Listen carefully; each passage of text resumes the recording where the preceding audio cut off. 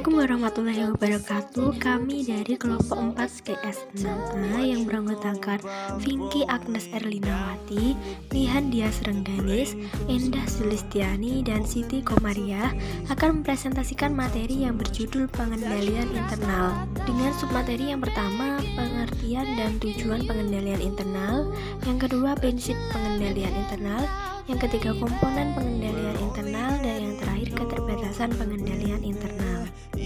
Langsung saja, berikut ini mari kita simak penjelasan materi yang pertama. Perkenalkan, saya Endah Sulistiani, NIM 12401193032. Di sini saya akan menjelaskan materi tentang pengertian dan tujuan pengendalian internal. Pengendalian internal atau internal control merupakan seperangkat kebijakan atau prosedur yang dilakukan oleh perusahaan guna meminimalisir terjadinya risiko dalam suatu perusahaan tersebut dengan melalui cara melindungi aset atau kekayaan perusahaan dari penyalahgunaan karyawan, menjamin tersedianya informasi akuntansi yang akurat, serta memastikan keteraturan kebijakan dalam perusahaan itu sudah dilaksanakan sebagaimana mestinya oleh karyawan dalam perusahaan tersebut. Di sisi lain, otoritas jasa keuangan itu mendefinisikan pengendalian internal sebagai sistem yang dirancang oleh perusahaan untuk meningkatkan efisiensi, mengamankan harta, menjaga ketelitian dan perakunan, menegakkan disiplin, serta meningkatkan ketaatan karyawan dalam suatu perusahaan. Jadi, pengendalian internal itu merupakan bagian dari integral manajemen dasar, dan pengendalian internal itu juga digunakan untuk memantau apakah kegiatan finansial dan kegiatan operasional di dalam perusahaan itu telah sesuai dengan kebijakan-kebijakan yang telah ditetapkan oleh manajemen perusahaan.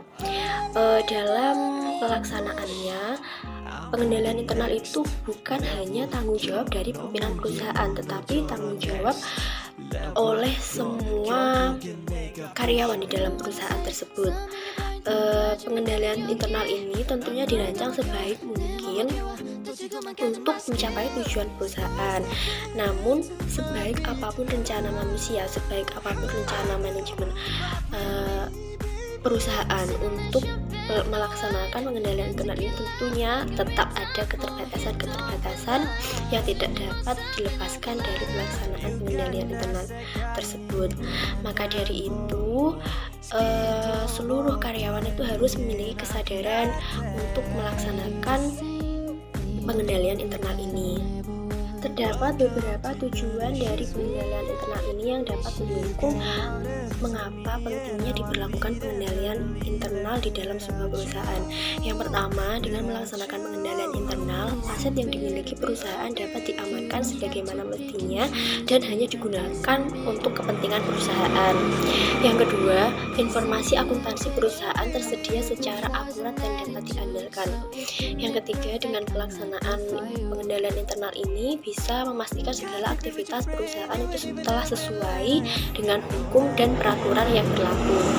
Yang keempat, meningkatkan efisiensi dan mencegah adanya pemborosan pengelolaan sumber daya perusahaan. Yang kelima, dengan melaksanakan pengendalian internal ini bisa untuk memastikan segala anggota perusahaan itu mengetahui dan mematuhi kebijakan yang telah dibuat oleh manajemen perusahaan. Yang keenam, menjamin keamanan operasional perusahaan. Baik, di sini saya sebagai pemateri kedua akan menjelaskan mengenai prinsip dasar pengendalian internal. Supaya dapat mencapai tujuan pengendalian akuntansi, suatu sistem harus memenuhi prinsip dasar pengendalian internal. Prinsip pengendalian internal menurut Harry dijelaskan sebagai berikut. Yang pertama, penetapan tanggung jawab.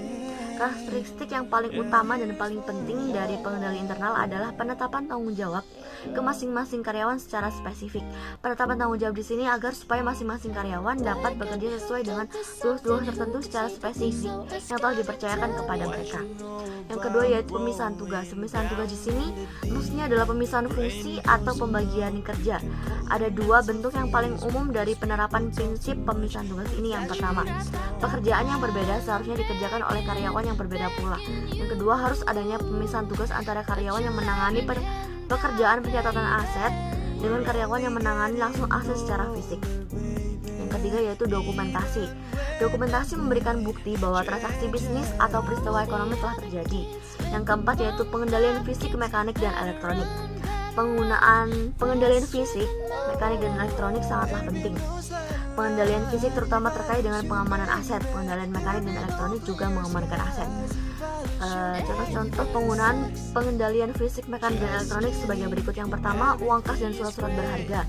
Kemudian catatan-catatan akuntansi, kemudian penggunaan kamera dan televisi monitor, dan juga penggunaan password system dan lain-lain. Yang kelima yaitu pengecekan independen dan klasifikasi internal. Kebanyakan sistem pengendali internal memberikan pengecekan independen atau verifikasi internal.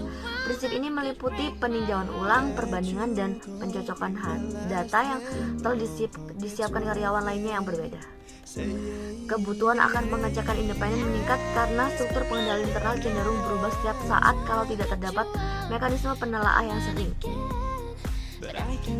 Dalam perusahaan besar, pengecekan independen sering dilakukan oleh auditor internal. Auditor internal di sini adalah karyawan perusahaan yang bertugas secara terus-menerus untuk melakukan evaluasi mengenai keefisienan dan keefektifan sistem pengendalian internal perusahaan. Terima kasih. Saya Siti Komaria dengan NIM 12401193033. Materi selanjutnya saya akan menjelaskan tentang komponen pengendalian internal. Jadi, struktur pengendalian internal bank itu mencakup 5 komponen dasar kebijakan yang telah dirancang dan digunakan oleh manajemen untuk memberikan keyakinan bahwa tujuan pengendalian dapat dipenuhi. 5 komponen dasar tersebut antara lain yaitu yang pertama ada lingkungan pengendalian. Lingkungan pengendalian itu merupakan suatu fondasi untuk membentuk unsur-unsur pengendalian internal yang baik. Sebagai contoh adalah kebijakan operasional terkait pengembangan sumber daya manusia yang sesuai dengan tujuan perusahaan. Jadi, lingkungan pengendalian itu perlu diterapkan dengan baik dalam suatu lembaga. Yang kedua ada penilaian risiko. Penilaian risiko ini berkaitan dengan proses pencapaian tujuan perusahaan. Jadi, dengan memitigasi risiko, itu perusahaan bisa mudah mencapai tujuan yang diinginkan, mendapatkan keuntungan maksimal dan mengurangi kerugian. Di antara risiko yang mungkin harus dihadapi oleh perusahaan, salah satunya yaitu risiko perubahan hukum. Yang ketiga ada prosedur pengendalian. Dalam pelaksanaan pengendalian itu harus berpedoman pada prosedur atau pedoman yang telah ditetapkan. Agar proses pelaksanaan pengendalian itu benar-benar sesuai pada koridor yang ada untuk mencapai tujuan perusahaan. Prosedur dan pedoman dalam pelaksanaan pengendalian juga harus bisa menjadi alat pendeteksi kemungkinannya adanya tindakan kecurangan dalam aktivitas perusahaan. Yang keempat ada pengawasan. Jadi fungsi pengawasan dalam pengendalian internal adalah untuk memastikan bahwa setiap aktivitas pengendalian itu berjalan sesuai dengan pedoman atau prosedur yang telah ditetapkan. Jadi dengan adanya pengawasan, manajemen perusahaan juga bisa melakukan identifikasi langkah-langkah dan proses mana yang lebih dinilai efektif dalam mencapai tujuan. Yang kelima ada informasi dan komunikasi. Informasi dan komunikasi ini juga bisa digunakan untuk menilai suatu kejadian atau kondisi yang berpengaruh dalam pengambilan keputusan. Tanpa adanya data dan informasi yang memadai, proses pengendalian yang dimulai dari pembentukan kebijakan, analisis risiko, hingga pengawasan itu lebih sulit untuk bisa dilakukan dengan baik. Saya, Pinky Agnes Erlinawati, NIM 12401193030 akan menjelaskan materi selanjutnya, yakni keterbatasan pengendalian internal. Salah satu kekurangan dalam pengendalian yakni keterbatasan pengendalian internal. Efektivitas sistem pengendalian sangat bergantung pada sifat dan dukungan manajemen dan faktor-faktor lainnya. Artinya, dengan keberadaan dan peran pengendalian internal tidak secara ajaib mampu mengubah sistem manajemen ataupun keberhasilan perusahaan.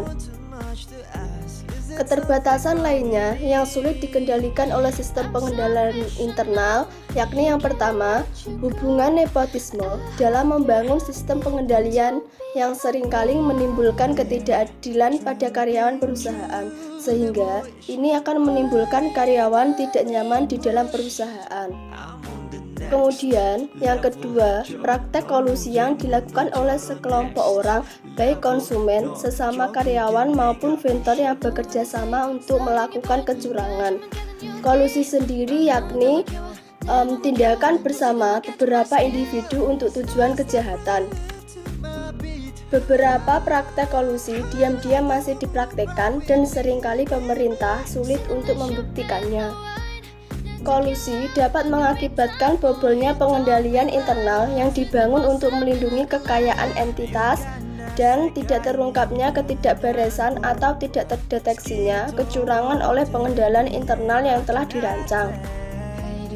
Yang ketiga, anomali kebijakan pemerintah dan kondisi sosial, politik, budaya di wilayah atau negara tempat perusahaan berada.